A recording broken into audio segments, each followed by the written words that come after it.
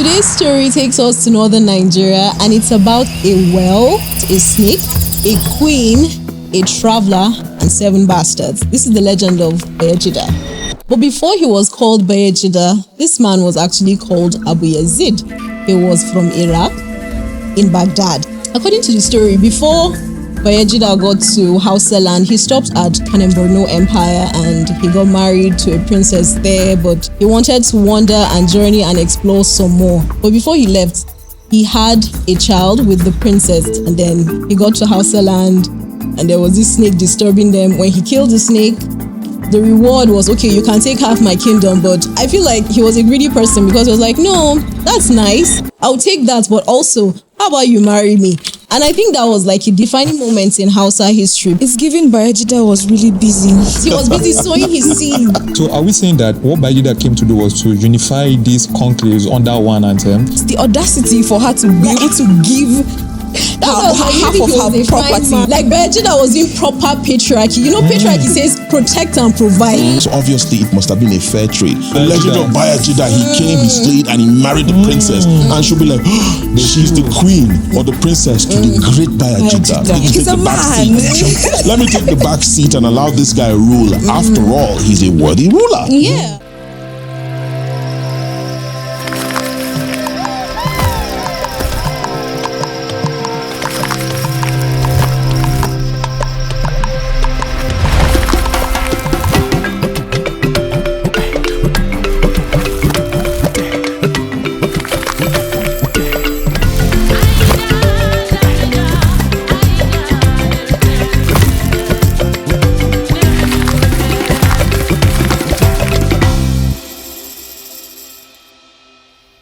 I can just imagine what the culture was like before Bayajidda came down and they married the queen and everything changed. And what do you guys think Hausa land was like prior to Bayajidda changing the cultural landscape? What was it like?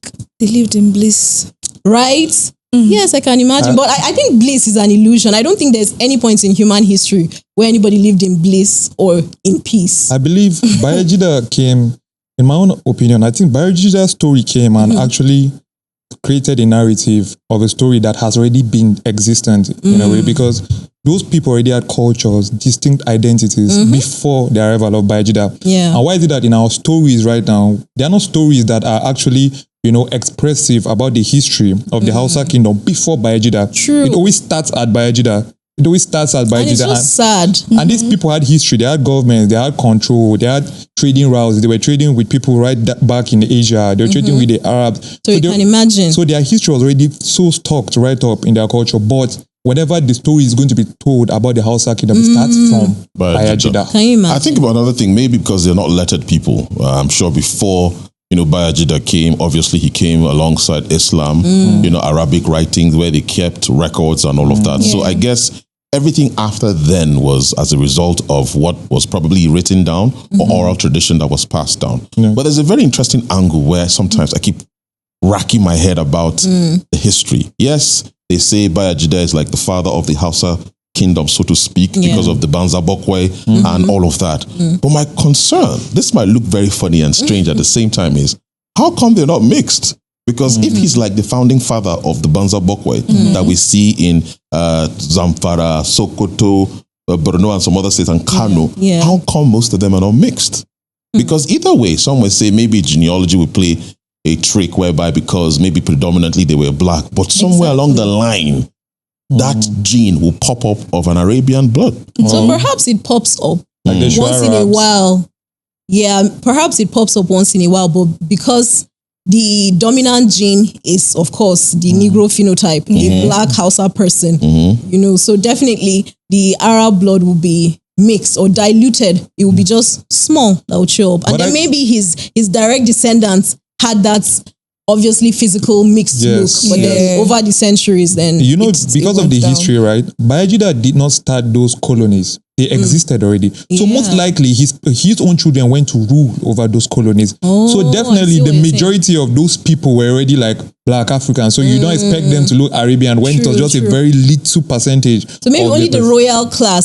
And back to Mr. G's assertion, we see that even in like Hausa royal, yes, even though afterwards like Fulani people colonized them, and so we see that in the royal classes, but perhaps that Arabian blood exists in the royal classes because I mean it's his sons that ruled. Yes. So yes, perhaps it's there in the royal family or something. It's given Bayajidda was really busy. He was busy sowing his seed. Sowing his seed everywhere. He was really busy. But you know, at that time, what was there to do apart from agriculture? And obviously, he was probably like revered as royalty. So he had maybe slaves and servants and people to tend to him. The story says he was a prince. Exactly. Whether he was exiled so you don't expect the prince to go to the field to farm and all of that. Maybe rear cattle or busy in a durbar and all of that. I'm sure he had lots of time in his hands, and maybe the ladies who fancy, hey Aisha, what's up, and who knows. So because he was a prince used to leisure, so during his leisurely time he would just be like, you know what, let me populate the earth. Is that what you're saying? Possibly. And so now, what about the other distinct indigenous cultures that are found in the north, like now the Maguzawas, for instance? You know, they are the whole name itself that is being identified by them, Maguzanji. Those are people that, so back then now, these are now indigenous tribes now that they still practice their own traditional beliefs. Because according to them, they didn't believe, they didn't accept Islam during the time that of the whole stuff. So now, these people, they were ecological people. They kept to the society. They take care of the land. They didn't take more than what they needed. And how does it affect society now? The integration of all these other, us accepting, you know, from Bayajidda's story, like an intertwining in our own culture. What is the effect right now? How does that play to us in our normal day? From what I see, I would say that since pre-Bayajidda, Animism was the original culture of Hausa people, like taking care of nature, living in harmony with nature, like you said, not taking more than you need, and just respecting and, you know, taking care of nature, preserving it for the future generation. So I think that the dilution and the evolution of that culture then led to desertification, because now I think, the northwest specifically, where the Hausa states are the most arid parts of Nigeria. Like they're dry, the deserts are encroaching, and that's why we have a lot of these, you know, herder farmer clashes. People are actually looking for better grazing land because up there is sandy and you can't really plant anything reasonable. So I would say that the loss of the traditional Hausa religion, which is animism and respect for nature, is the direct cause of desertification right now. And I think because if you look at it now, the overgrazing that is being done, no control of this overgrazing is what gives rise to the deforestation, and the aridity of everything. And now if we tend to go back like now to before the Bayajidda tribe, so are we saying that what Bayajidda came to do was to unify these conclaves under one anthem? Perhaps they were like, okay, Hausa speaking communities.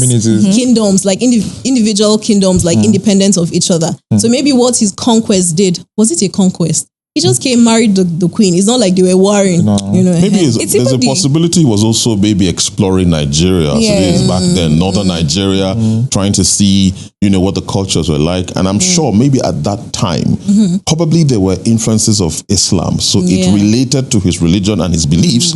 And he was just trying to, you know, maybe go around northern Nigeria to see. So like a scholar exploring. Exactly. Just trying to check out different regions. And, you know, in the process, I guess he was also sowing his royal oaths. So did she give him an option to either take the kingdom or take something else? Because the audacity for her to be able to give half of her property. She looked at his nose or liked the color of his skin or something, or maybe he had that's a lot of prince. I'm sure maybe he brought some gold, frankincense, myrrh, and other kamshi from Arabia or something like that. I believe the need of what she wanted him to do, because imagine in a community whereas according to the legend, there was a snake stopping them from the river. So the need of that, you know, the moment like your need you can give out anything to So like overcome that. protection. Yes, Protection, protection. yeah. Also, your people, your livelihood is gone. That people cannot farm, you cannot water, you cannot drink water. So the need of him actually killing that snake. And he must have come with some warriors. Yeah. Possibly. Yeah. So I think it's a fair exchange because the snake hindered them from a whole lot of things, water and all of that. And back then, I'm sure water must have been gold. And imagine not being able to get access to water. And along comes this Prince Charming. He comes maybe yielding his sword off the horse. He does some backflips and all of that. Oh my God, I'm already imagining. You want to give up on your kingdom, Abi? Slays the snake. And at the end of the day, all he's requesting for is a hand in marriage and kingdom. You give it to him. Yeah. You have been swayed as well. And it was a big deal what he did. So maybe at first she said, okay, I'll give you half my kingdom. But if this slayer of Serki the snake is requesting for my hand in marriage, you know, I'm sure she must have been flattered too. Exactly. Like, okay, he won't have This my kingdom, but brave he also warrior. wants my heart. You know, let me give it to him. Exactly. You know, so, and she did. Coming from where we are now, I think that trade is a lot. Is a bit. It's not giving. It's giving. The trade is unbalanced. Because It's it switched unbalanced. from matriarchy to patriarchy. Is that the reason? No, because I think maybe then the value system was different. Then maybe for Frankenstein's or something else, you see some people trading a whole lot. But pot of porridge, people trade family Their members, birthright, birthright and all of that. Yes. So I believe back then, if you're looking at it now, you might look like, what? Why give half my kingdom and over a marry snake him? and all of that? True. Then the trade, the exchange must have been amazing because then they didn't have what we have now as the value system we attach so much value to.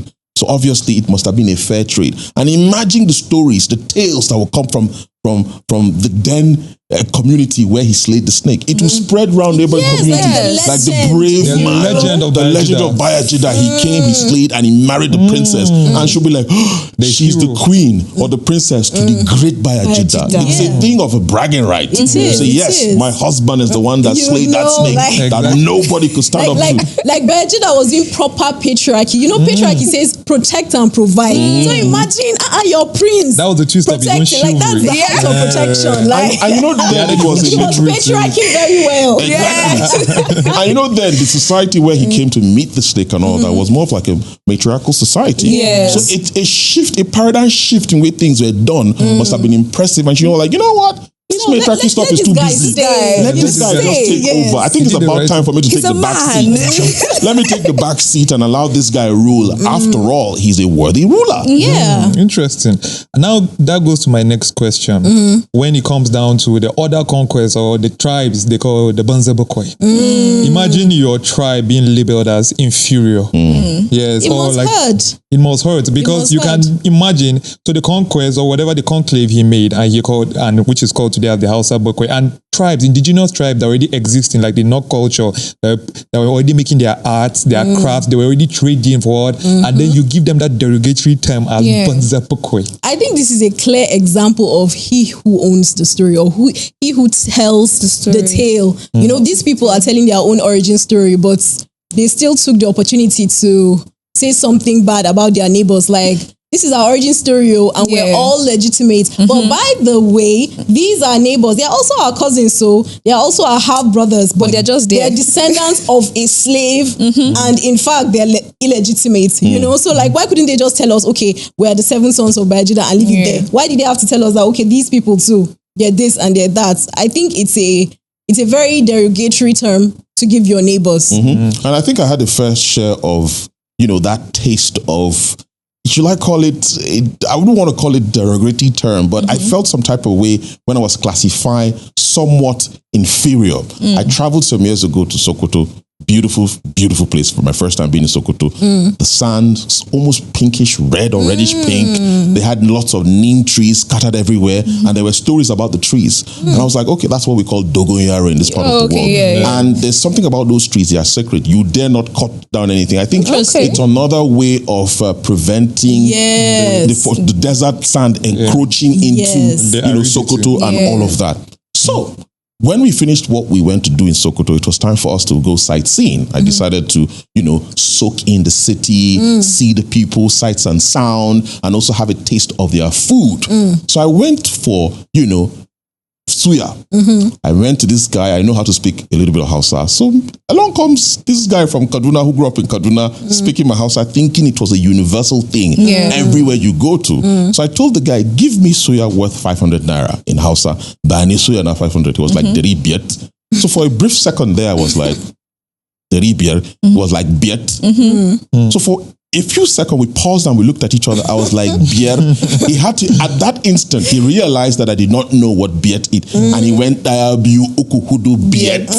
And I was like, oh, Asokoto beer is beet. Then he asked me where I was from. I told him Kaduna. The way he dismissed me. You're part of the Banzabakwe. And I indigenously, I am not from Kaduna. I just grew up there. Mm-hmm. Now imagine somebody who's actually from this how place he would feel. that falls under the classification of one of the Banzabakwe. He would feel some type of way. And I don't know what must have led to that. But I think, classification and classism is a terrible thing in cultures. But like you said, he who writes the story would always elevate his tribe, elevate his people against all others. So I think we see that today even in our politics. If you want to look at the dominance that, this certain tribe, I don't want to point fingers to these people, but you see the dominance. Maybe it's an age-old thing that has started from Bayajidda's time and they sustained it from generations to come and it's part of them, whereby they, whatever it is, we are supposed to be the mainstay. There's a saying in Kano, I don't know how to say it, whatever you come with, we are more than you. So I think never heard that. Yes, there's a say that again. Fika. Whatever you come with, we are more. So I think it stems from this ideology. Maybe it's a traditional thing that started from his time through his conquest from region and community to community, and today is a mainstay. But honestly, it doesn't feel palatable, so to speak, to say I am inferior and they are superior. I felt it just by patronizing the street roadside vendor.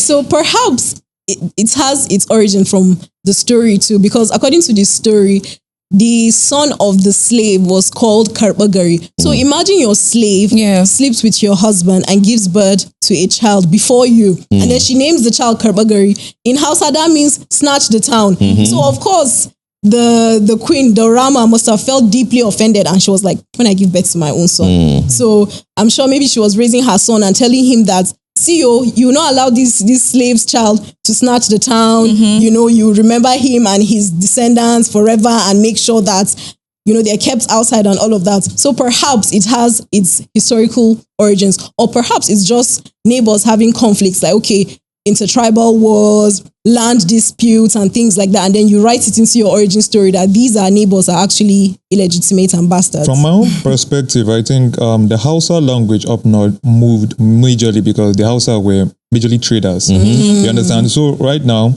them coming closer from the far north to these other indigenous tribes and speaking. So you want to interact with who you're trading with on a daily. You understand? You held trading routes. They were already making a lot of major trades, like way up to Asia, to the Arab conclaves. So definitely now that language now will be used because you want easier transaction. And sometimes, you want a fair price. You know, I do that. Exactly. So when I go to the market to buy Kaimia, I bring out my best Hausa accent. Because and they love it. When you speak their language, they treat you well. They give you good discounts, Exactly. In other words, a trading secret. Speak the language. Speak the language. And this has brought us to a point that now they see all people from the north as Hausa people. And it's not really a thing of, I won't say not a thing of joy, but for us not to be seen based on our own tribes, it's something that we the northerners will not want, because so the loss of our identity. Like yes, because I'm from the north, but I'm not Hausa. I'm Yandang by tribe.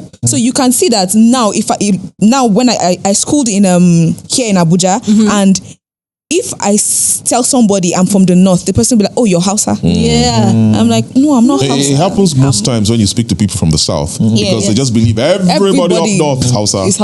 I think, to be honest, from my own perspective, again, it's a collective effort, whereas it's both both the yin and the yang, because yes, they identify all of us as Hausa, but we don't also do well to also identify our indigenous group. We don't speak our languages as much as we do. Some of us don't even know how to speak it. You learn the Hausa before your indigenous language. So as much as it is, you get identified by the language you can speak most. And I have a confession talking about that. I had a complex when I was growing up regarding Hausa, because Hausa is my first language. It's not my mother tongue, but it's the first language I learned to speak before I went to school and learned English.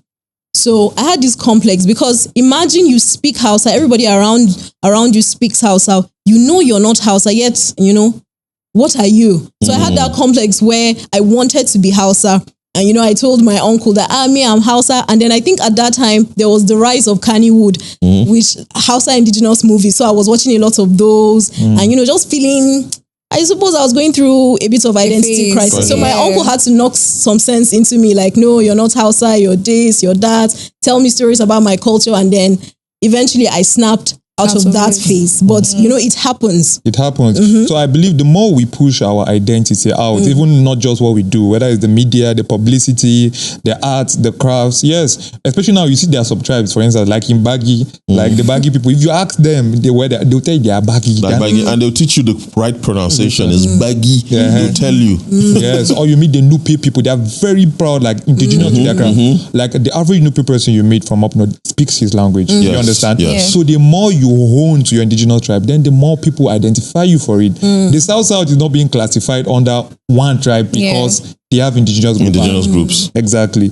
So I know it's also interesting you mentioned the Baggies. If you look around vehicles, you see stickers of them saying Niji, Baggy, Zanu, Degei.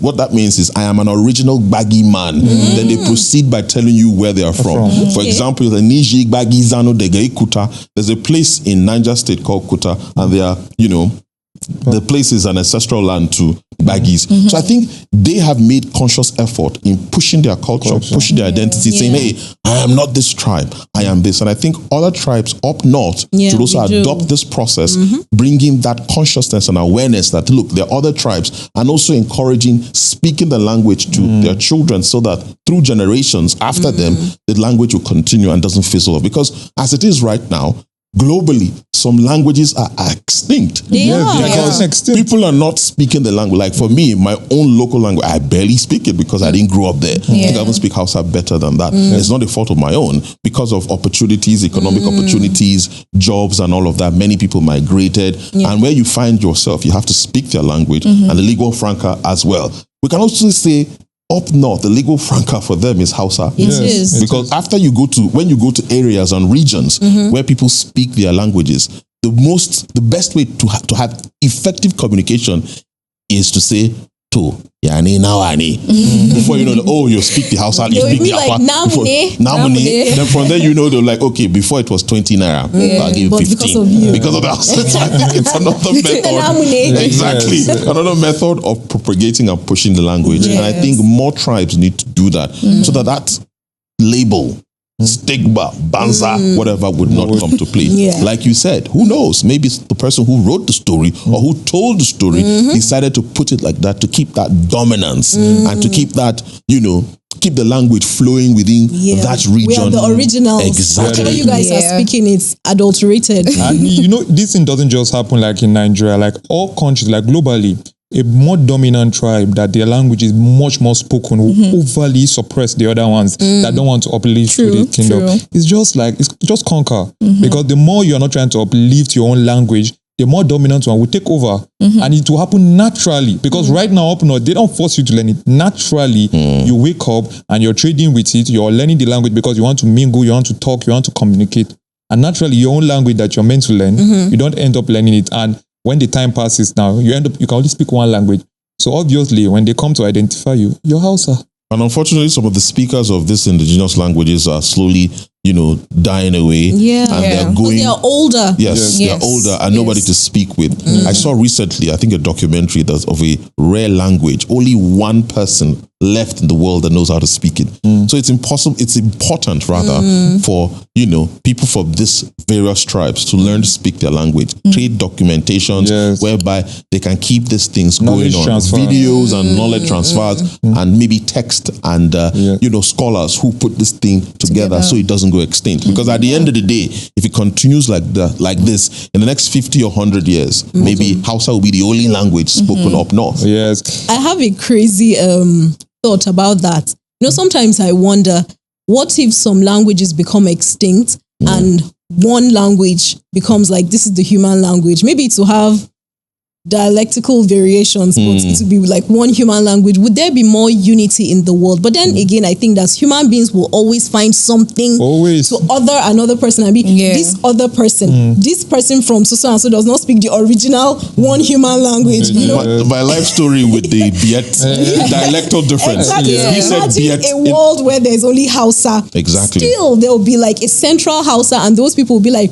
we're speaking the original. The Queen's, like how there's Queen's English. Exactly. So the Queen's Hausa, and then there will be some people, some outliers that will always have maybe remnants of their old culture, their old language, and they'll always be different and they'll always be discriminated against. So basically, human beings just live and let live and don't. Another thing that contributes to the fact that we're called Hausas is the fact that people outside the country only know Nigerians as Hausa, Igbo, and Yoruba. And it's the way our school system is set up too. It doesn't help anybody. It really doesn't. And it still goes back to the same adage, because those cultures now portray their culture more. It just really goes back, because the fault is actually from the roots, it's from the grassroots. Because the more you portray your culture, the more you identify with your culture, the more you show your culture to the world, the more they will see it. Yes, because some cultures right now are seen even more in the world. Like now, the Benin crafts is in museums across the world. Exactly. So the more you portray your culture, the more it will be seen. So some things I found interesting, back to the Bayajidda story. Some things I found interesting is even his name, because his original name was Abu Yazid, and Bayajidda is actually from Hausa, and it means Bayajidda, which means he doesn't understand the language. Then my uncle told me this one. I don't know how true it is, but he was like, when Bayajidda rode into Hausa land, he rode a cow, and sa in Hausa is singular for cow. So how is to climb or to ride. So they said Ya Hausa, which is he rode on a cow. So that's where the name Hausa comes from. So whether that's true or not, debatable. So yes, Bayajidda was just a name for this guy that doesn't understand our language, and now the name has stuck. And it still resonates centuries later. I'm just wondering how he rode a cow from Baghdad. No, not from Baghdad. So maybe along the road, he found a cow, and then he was like, what? Let me do my triumphant entry. Oh my God! Triumphant entry. Yeah. So maybe after he killed the snake, they gave him a cow, and they were like, what? Ride around the town and be like, I'm the champion who killed the snake, and so he was riding a bull, and he was like, maybe then that might have been a celebratory thing to do, to ride a cow. Maybe you just conquered something, you're coming back, and you have to like, Hausa. So Hausa. This also come back to a problem we face like as a whole in Africa, whereas our history is not written down. Yes, our history is not actually documented. So right now, the stories we just get are stories that are being transferred, and they change over time. They keep twisting. So I wonder how accurate this story that remains right now. How accurate is it? Because we need right now all these knowledge transfers. We need to be actually documenting our stories, our histories, the languages, so that we can give it to the next generation. I think we're doing a great job with that right now.